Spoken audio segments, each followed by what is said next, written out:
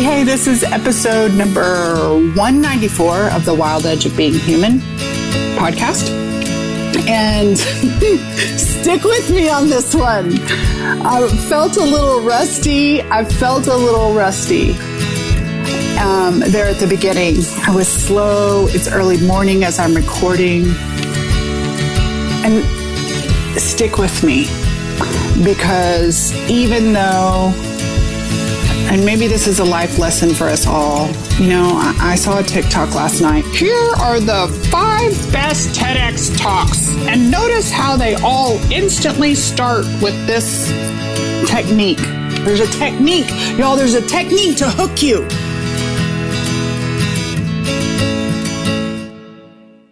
And I am trying to teach myself, fuck the techniques. I get it. But I am not here to hook you.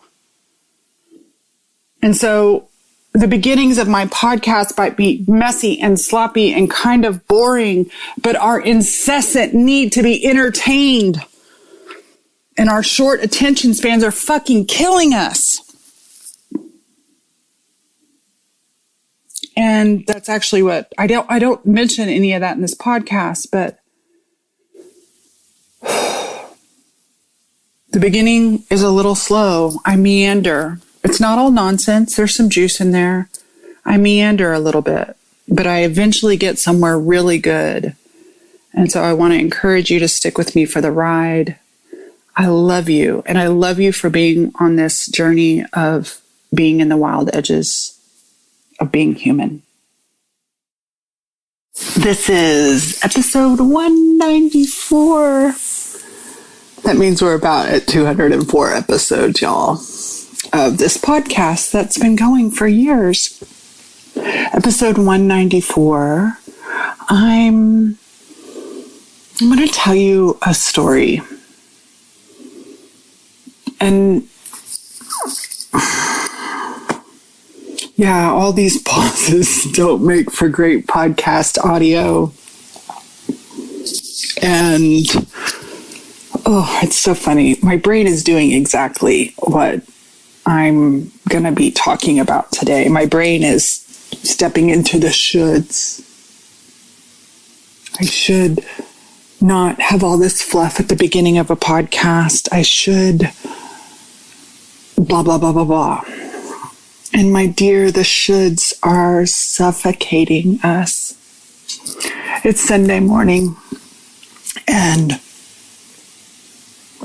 it's time for me to have a podcast episode for my amazing producer, Elise Rich.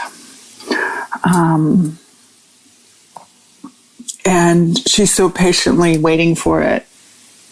And you're so patiently waiting for it, and here it is. I had a couple client experiences and my own experience this week. I have permission to share both of these stories from my clients. These aren't business stories. These are life stories. But this actually happens in business too. A client sent a text message and said, I'm really struggling with this family situation. Can we chat? And I did. And another client recently, same thing. I'm really struggling with a situation with my partner. Can we talk? And I've had countless clients call and say, I'm really struggling with my business or enrolling. Can we talk? And my goodness, one of my clients has 3 children, and those 3 children are at really difficult ages. They're at ages where those kids are hard. And any of you who are parents, man, don't we all have the dream? Pay attention to that phrase right there. Don't we all have the dream? We all have the dream that we're going to raise these kids and they're going to be our best friends, and we're going to have these beautiful, loving, friendly relationships with them. And in marriage, right? Don't we all have a dream that we're going to find our true love, and we're going to go home after that glorious wedding day, and it's just going to be all peaches and roses, and we're just going to be so nice to each other, and we're going to get along and have common interest. And we all have a dream that we're going to learn the things and do the things and share our heart and show our work. And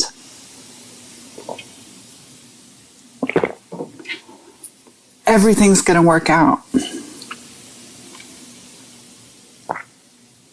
I shared a picture on Instagram of my first bluebonnet bloom.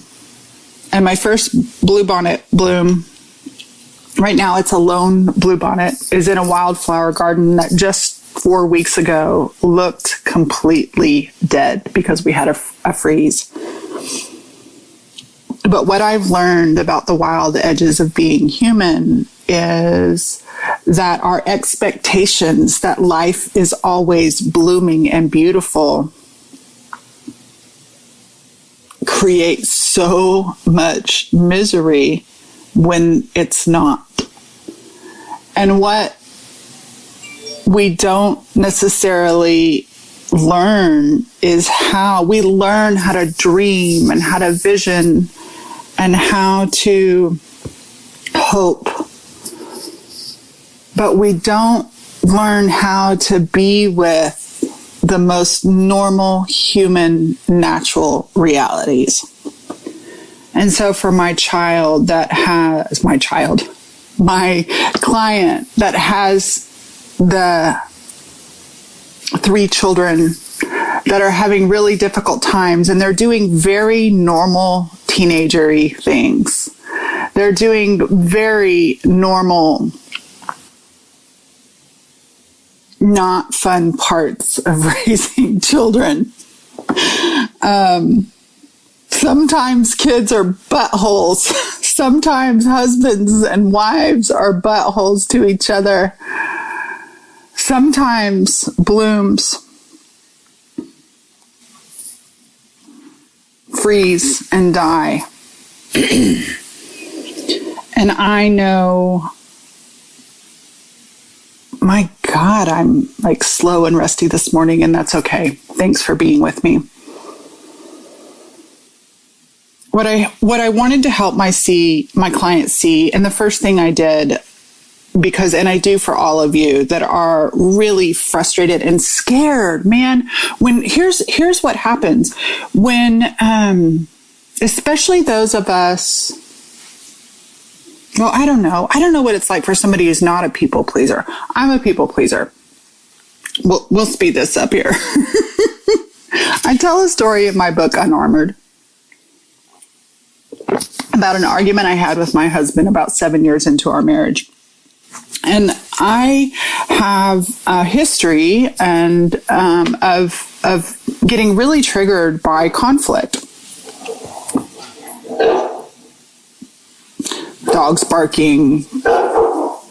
It's all good. I have a history of getting really triggered by conflict. And come on, Clemmy, come here. It's okay.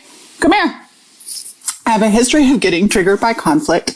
And my first husband left on a random Wednesday afternoon. And I really never expected that. I didn't feel like we got a chance to like go to therapy and work things out and all that other stuff. And I grew up in a pretty conflicted household, loving in many ways, but also a lot of conflict in many ways. And for many years, when my husband and I would have natural, normal husband-wife arguments, it would trigger this response in me. It would trigger terror, frankly. And when I get afraid, I get angry. I used to get really volatile. And I remember there was a time when we were arguing, and I was really working on trying not to be volatile because he was like, yeah, I'm not okay with the volatile stuff. And there was a time when we were starting to get in a repeated pattern, and I didn't want to get volatile. So I said, hold on a moment. I know exactly where we were standing. And I said, I'm going to step back into the bathroom and just cool down for a moment. And I sat down, I backed up and I closed the door. He was like, you can't leave the argument. I said, I'm not leaving. I just need a moment. And so I backed up, went into the bathroom, sat on the edge of the bathroom tub, and sat down with myself and said, got really curious, what's going on inside? And I realized I was afraid. I don't even remember what we were fighting about, but I just remember I was afraid. Why was I getting so angry? And I checked in. This is long before I did any kind of parts work. And I was afraid. And so I thought to myself, what might be going on in him? And I made up a story about what he might be afraid of. And then I walked back out into the bedroom and I said, I'm sorry. I just get really scared in these moments that you're going to leave me. And he was like, babe, we can fight without me leaving you. Like, doesn't mean our marriage is over. And it sounds like such a simple thing, but that connection really hit. Because I didn't realize that I was living in an unconscious pattern that if there's conflict or if it's not always good, it wasn't going to fall apart. And I see so many of us that are not skilled at, including me, that are not skilled at being with the really shitty. And then we run with the story that everything, we catastrophize the story, right? I'm ruining my kids if they're yelling and screaming at me. I'm a horrible mother if they're yelling and screaming at me. My marriage is doomed if I feel a sense of separation from my spouse. And so when I sat with my client the other morning, first thing I did was just have so much compassion for how hard it is at times to be raising 3 young teenagers that are all going through all the things that teenagers go through. And they're all in this space of figuring out their independence. And we live in a society these days that is so full in the media and especially in the personal growth field. Personal growth people, I am calling you out. We have got to stop with the shiny, happy people shit. I know optimism and positivity feels so fucking good. I used to be such an optimist and I'm not an optimist anymore. I'm a realist, and my husband says that's what pessimists say, and I'm a realist with hope. It's kind of a Buddhist principle, I think, and I'm beginning to understand this non-resistance to the miserable, and that's what this podcast episode is about. And I'm certainly no expert in it, but I want to introduce this idea to you. I know it feels so good to have the fairy perfection dreams, but what happens when real life hits? Then, and recently I recorded a podcast called Stop Stabbing Yourself. And the Stop Stabbing Yourself was about the internal judgment we have on top of an already difficult event that makes it a gazillion times worse. Sipping coffee. And I don't know, if you're not in the personal growth field and you're watching this or listening to this, I'm so curious. Do y'all do that too? Or is it just us in the personal growth field? And here we are trying so hard to be our best selves. And I say that with a little bit of snark and also with just true love, because that is me. My husband's like, oh, honey, you try so hard. And he's right. He's right. I spend an inordinate amount of time trying to be my best self and to grow. And there's some Buddhist philosophers that say, the birds don't try and they still find food. The trees don't try and they still bloom. My bluebonnets and wildflowers in the backyard don't try so hard and they don't fret when they're dying. Now, I'm not saying when I say don't fret when they're frozen and dead, the freeze comes and those plants don't tremble. And I realize they have a different consciousness than us. Okay. I realize that we have this human thing called mind. And the mind makes up all these stories. And I want to be real for me and for my people. I want to make a real clear delineation because I do not want to bypass the difficulty. So with my client, the first thing I really wanted to do is have so much compassion for the disappointment, for the pain, for the experience of loss that she felt in this argument with her children and her spouse. Parenting is hard. I don't want to say that the mind, and maybe there's a place I'll get to, but I'm not there yet. I believe the wild edge of being human is about having compassion for the death in life. I have another friend who's recently lost a family member, and she is sharing beautifully her grief online, and she's sharing raw and she's sharing human, and I find it so helpful. And my God, somebody got up in her inbox and was like, self-pity much? And it was like, are you fucking kidding me? And I think we're so used to this owner and victim mindset. And I think that's a cop out. I think it's nuanced. I think there are times and spaces when, we might be frothing a little bit in a victim mentality, but before there's a victim mentality, there is this thing called hard, and resisting the hard makes it harder. We're not here to transcend the human experience. And so with my sweet client, after compassion, after just really hearing and holding the difficulty that is, I asked her to consider making room for both the beauty of raising these 3 kids and the misery of raising these 3 kids. And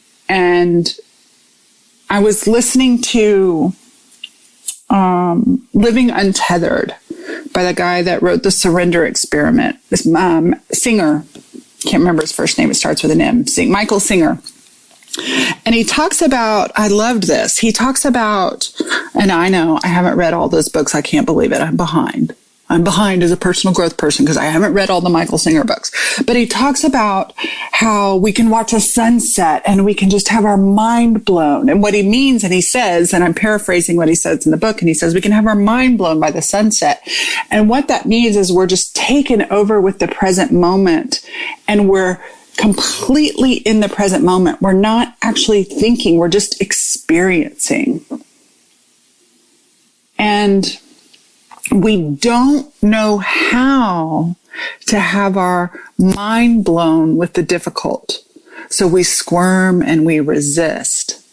And so what I love is another client came to me this week, and I love the way they put this. So they were checking in about an experience they had last week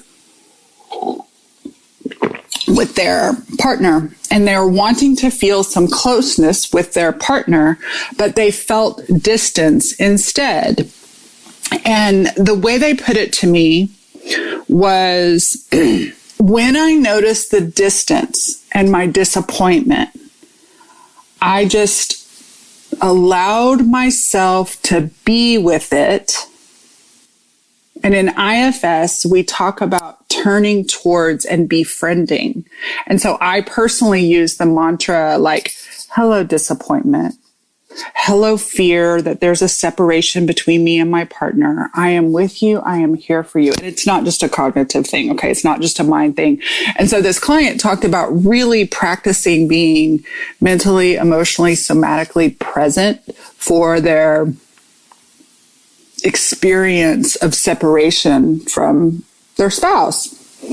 And instead of making up story and thinking my marriage is over, I married the wrong person. And it was just such a beautiful, it's not completely better.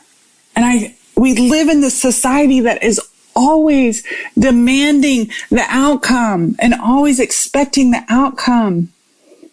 And you've heard that phrase, don't be attached to the results. But you guys, we are swimming in media consciousness water that is always anticipating a certain kind of results. And we don't know how to be in the process.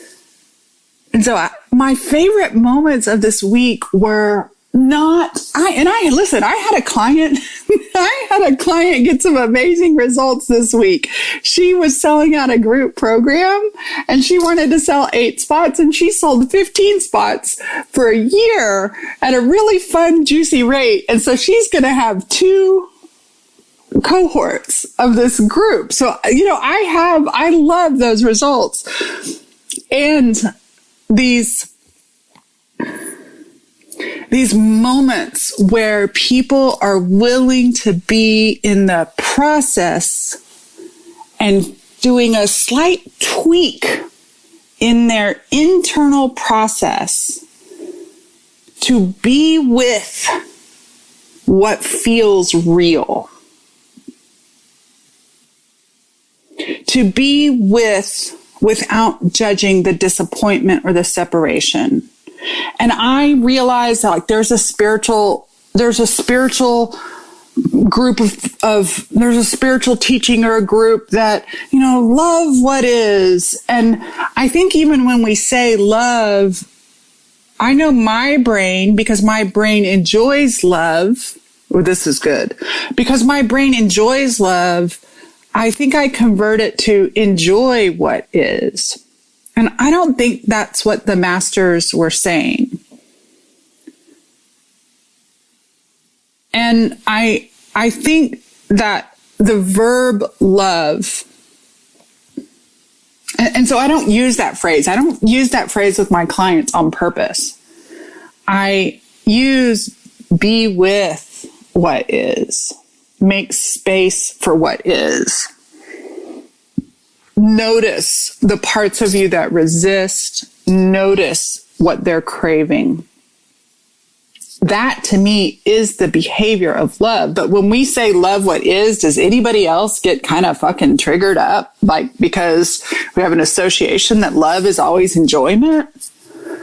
And so, of course, my client is not loving that her family is having a massive blow up. I was able to share with her. I said, listen, and she said, with tears in her heart, I'm afraid I'm screwing up my kids. And I get it. Many of us adults are, we're healing from our screwed up childhoods. And a lot of times my sweet mom says to me, because in the last 2 years, I have written publicly about some of my childhood trauma and some of my adult trauma and processing a lot of things that I experienced as a Gen X kid and a kid in my family. And I always tell Mom, I personally don't experience blame. I don't feel like I am a victim of what my parents did and didn't do.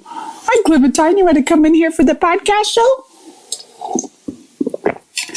I say reason, not fault. I like to see the math equations. That's just a mind part of me that likes to make connections. Come up here, girl. Come on. Dog interruption. Dog sponsored. Y'all, I'm down to 1 dog. I don't know how to do this. Come here, girl. Hop up. Come on. Don't sit and beg at me. Okay. So, let me get back on track. Thank you for my little brain fart here because of my sweet little girl interrupting. This is what happens. Clemo is the best Buddhist teacher, Buddhist principles, not Buddhist religion. So this story comes in, right? And these parts of us just need a little attention. And Clemo comes in and I make up a story that she's interrupting me. And so I try to resist it, and she's going to get louder and louder and louder instead of just being with this Clemo that is here. I don't know how to show y'all. Oh, there's the Clemmy. She just wants some scratches. She just wants the scratches. And these parts of us, y'all. My client who was in the middle of the mess with her husband and her kids. Like many of you who have partners and kids, raising children is not easy. It's not the outcome that the Instagram therapists show and what I was able to acknowledge in my client. Let me get back to process, right? Our brain is holding to the result. And then when we don't have the result, we start trembling. And the trembling of not having the result is different from the trembling of being with the disappointment. And I find that it's actually more powerful to be with the disappointment of the present moment than to be with the judgment of some event that is not occurring. And when my client shared this story, what I heard was, what I hear that you are doing is that you're actually working your process. You're working your process of owning what's yours, getting curious. You're with the process of dropping into full presence with your kids and making sure that they know that they're good inside, but this behavior is not acceptable. You're in the process of setting boundaries. You're in the process of letting there be consequences. But your brain is making up that when you take the iPad away, because that's the consequence, is we lose your phones and your iPads when you scream and yell at mom and dad.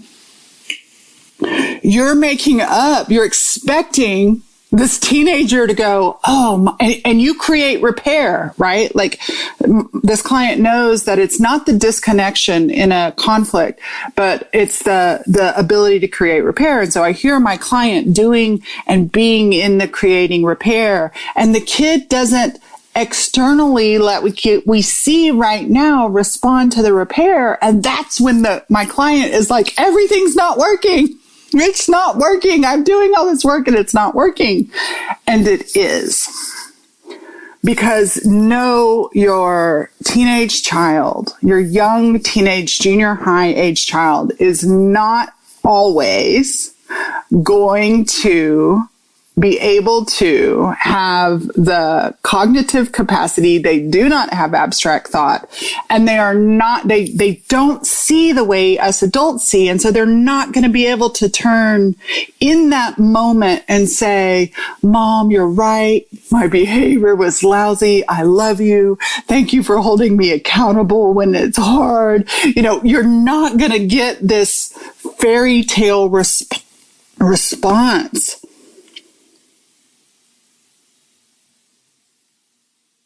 And it doesn't mean you're fucking up your kids. And when you have a rift with your spouse, Bill and I had a little one yesterday, just a little grouch with each other.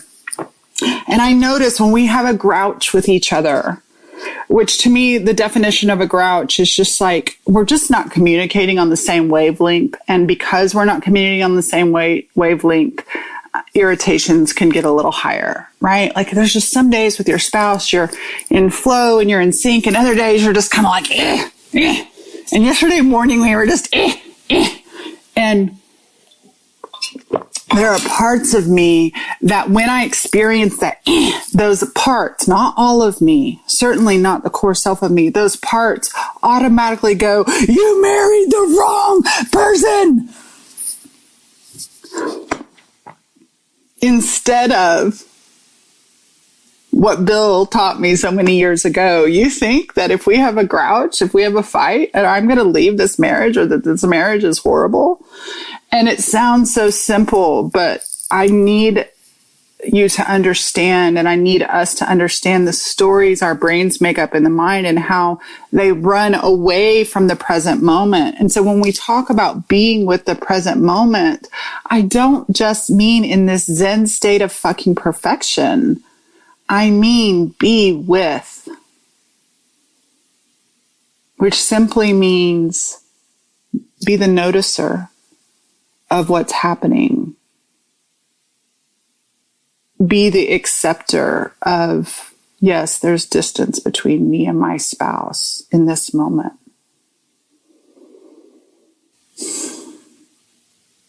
But don't run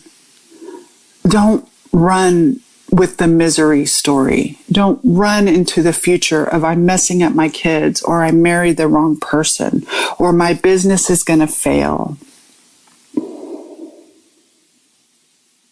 And so think about this phrase, the wild edge of being human.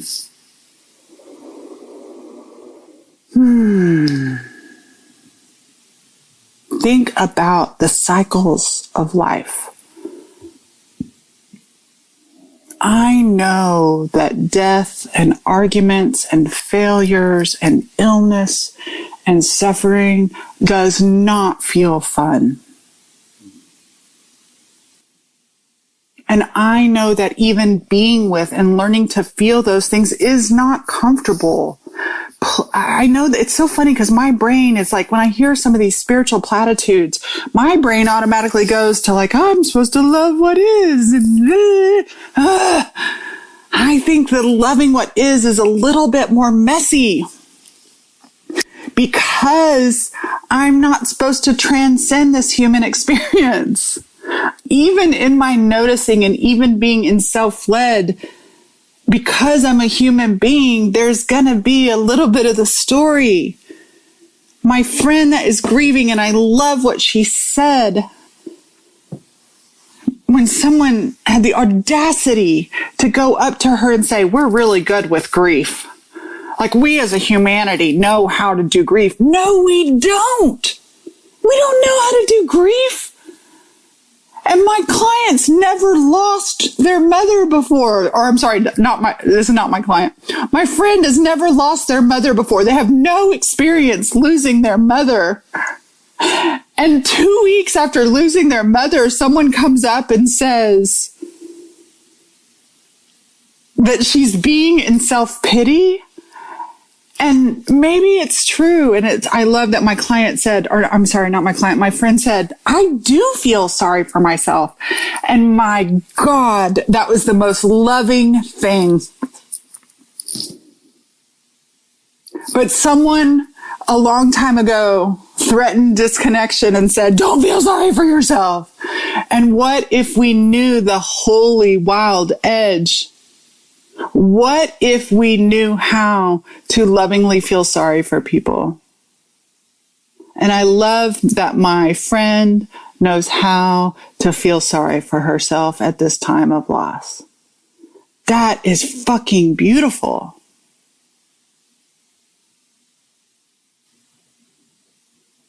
And I want the narrows of life. You know what I think about when I think about the narrows of life? I think about the fucking Container Store. I think about the Container Store and how pretty and packaged and completely organized everything is. And I think about how we as humans try to put ourselves in those organized, perfectly presentable little boxes. You know where those boxes end up? In a fucking landfill. You are not here. Now listen, I love an organized shelf. I love systems and I love nourishing habits. And I love the sense of order of the Container Store. And this is a both and episode. And life, you know what else I love? I also love stomping in rain puddles and mud pies. And it's so funny. I was like, I can't believe I'm going to even say this. I love death and struggle and misery and sadness and fear. Oh my God, it's so funny. My little parts inside, like my fearful parts and my anxious parts are like, oh my God, thank you for loving us. I love my fear. Do I enjoy death and loss? Do I enjoy conflict? But my God, it's the juice of life, just as much as the highs are. And so this is just another invitation to be in the wild edges of being human, which is about making space for, in coaching, I used to have a coach, Rich Litvin, and he would always say, lean into your edge, right? And he was talking about lean into your edge of excitement, discomfort. And I get it, because we lean into the edge of excitement, discomfort. There's something possible there. But I also want you to know on the other end, at the wild edge, you lean into the edge of misery, discomfort. There's also something possible there. There's a possibility of being in the full human experience and not resisting any of it and not having to be in the narrows of the fucking container store. And I get it. The world doesn't understand it. Just like my friend sharing her grief, the world doesn't understand it and says, your willingness to feel this makes me uncomfortable, so I'm going to make you wrong. But what if we weren't bad people and we weren't doing it wrong? What if life is beautiful and wonderful, and raising boys and being married is beautiful and wonderful and horrible and awful and hard and miserable at the same time? Then when the miserable happens, we wouldn't heap the judgment of we're doing it wrong. And I'll tell you, that's the phrase I hear my clients and myself and the people I love saying subconsciously in their head over and over and over and over and over. I hear that core belief, that core fear, I'm doing it wrong, I'm doing it wrong, I'm doing it wrong. I'm doing marriage wrong. I married the wrong person. I'm doing the wrong things in business, so I need to buy this $7,000 program. I'm raising my kids wrong, and they're going to be horrible and shoot up schools. And I am in no way saying, say fuck it and let it all go.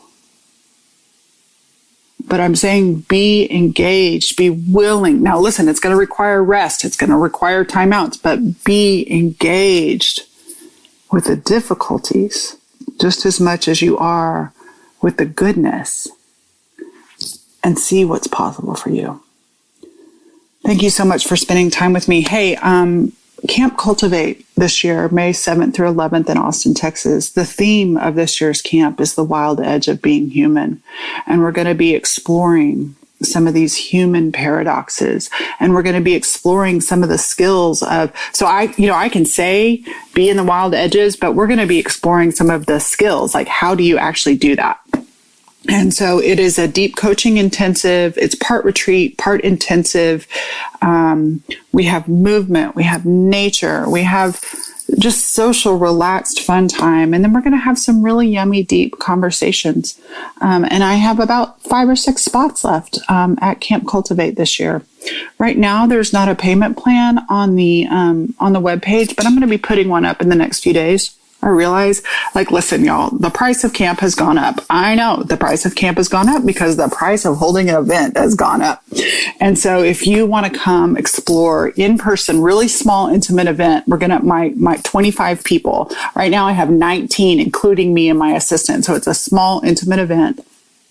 And we are going to be exploring the wild edges of being human through self-connection and what that really means to be connected with ourselves and all our parts, and then through connecting with each other. And so that's coming up. I want to invite you to consider it. You can either reach out to me or I'm doing it wrong. I don't even have I have a website for it, but I don't have an easy name. So reach out to me if you're interested in exploring camp. The fee is $18.88 just for the event fee. That doesn't include the hotel room. So thanks for sticking with me. I know the beginning of this was a little wobbly and slow, and it just is perfect. So, please, you are not doing it wrong if you're experiencing some of the difficulty of life. You're not doing it wrong. Be with yourself in the difficulty and take off the judgment over doing it wrong. Allow yourself to be in the paradox of both and. It is beautiful and it is miserable and it is life. I wrote down the other day, I'm kind of playing with new vision, and I said, I want to be fully present in all the cycles of life. Thanks, y'all. See you next week.